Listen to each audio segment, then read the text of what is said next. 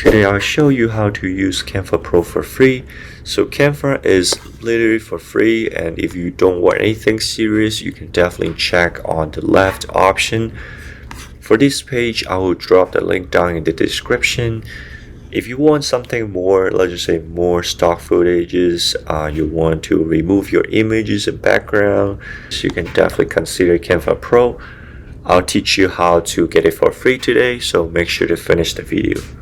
To get a free pro trial, you literally just click on the purple button right here, and then it should bring you to this thing. So you can see you can sign up using Google, Facebook, email. You can click another way, which is sign up using Apple more. So basically, so after you sign up, they will just ask you what's your purpose of using Canva. So usually I just hit on personal, and when you're on here, you can see there's a pearl button here. Right here, you just click on start my free trial. So there's a yearly plan and monthly plan. I usually just select monthly plan because you don't have much of a commitment. So after monthly plan, you can just hit on next. You can see that's 30 days for free. So after hit next, it should be something like this. You can select your payment method, either your credit card or PayPal. I usually just use credit card, and you can put on your number right here and your expiration date and your country. So after that, you can hit on get the free trial right here. Your card will not get charged for the first 30 days, and I'll teach you how to cancel it later.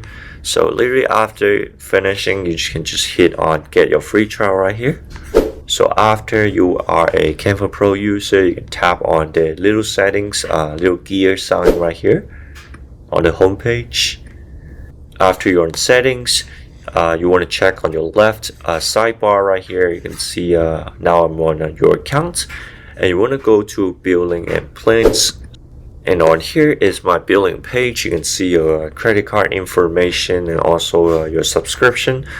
So to cancel the plan, you can just hit on the three dots right here and then hit on cancel subscription.